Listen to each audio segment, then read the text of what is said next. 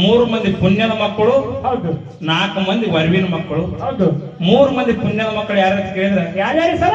ತೇರವಾಡ ಮಂಗರಯ್ಯ, ಕರ್ಣಿ ಮಲ್ಕಾರ ಸಿದ್ಧ, ಹೌದು ಧೋಣದ ಮಾಧುಲಿಂಗ. ಹೌದು ಇವರು ಪುಣ್ಯದ ಮಕ್ಕಳು. ಹೌದು ಆ ವರವಿನ ಮಕ್ಕಳು ಅಮೋಘ ಸಿದ್ಧಕ್ಕೆ 4 ಮಂದಿ. ಹೌದು ಆಚಾರ್ಯಗೌಡ ಸೋಮಣಮುತ್ಯ, ಕಡಿಗುಟ್ಟ ಕನ್ಮುತ್ಯ, ಆಚಾರ್ಯಗೌಡ ಸೋಮಣಮುತ್ಯ, ಒಬ್ಬಕ್ಕೆ ಹೆಣ್ಮಗಳು ರೆಬಕವ್ವ. 4 ಮಂದಿ ಗಣಸ ಮಕ್ಕಳು, ಒಬ್ಬಕ್ಕೆ ಹೆಣ್ಮಗಳು ಹುಟ್ಟಿ ಬಂದಳು. ಆ 3 ಮಂದಿ ಪುಣ್ಯದ ಮಕ್ಕಳದೊಳಗೆ ಇವ್ರಿಗೆ ಕೇಳೋದು ಏನಂತ ಕೇಳಿದ್ರ, ಏನಿಪ್ಪ ಮಾಧವಲಿಂಗ ಅಂದ್ರೆ ಇವ್ರ ಮಠ ಮನಿ ಒಳಗೆ ದೊಡ್ಡವ.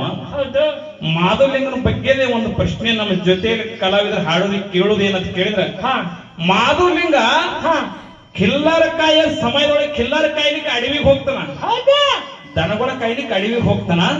ಅಡವಿಗೆ ಹೋಗಿ ಒಂದು ಗಿಡದ ಮ್ಯಾಗ ಕುತ್ತಿ ಗಿಡ ಏರ್ಯಾನ, ಗಿಡದ ಮ್ಯಾಗ ಏರಿ ರಾಗ ರಚನೆ ಮಾಡ್ಯಾನ. ಏನ್ ಮಾಡ್ಯಾನ?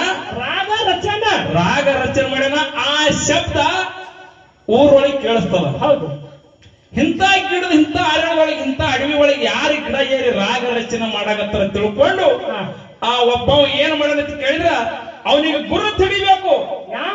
ಯಾವನ ತಿಳ್ಕೊಂಡು ಒಂದು ಪಕ್ಷಿ ರೂಪ ತಾಳಿ ಅವನಿಗೆ ಬಂದು ಗುರು ಹಿಡ್ದಾನ. ಆ ಯಾವ ಪಕ್ಷಿ ರೂಪ ತಾಳಿ ಅವನ ಹೆಸರೇನು, ಆ ಪಕ್ಷಿ ರೂಪ ತಾಳಿ ನೋಡು, ಆ ಪಕ್ಷಿ ಹೆಸರೇನು. ಎರಡೇ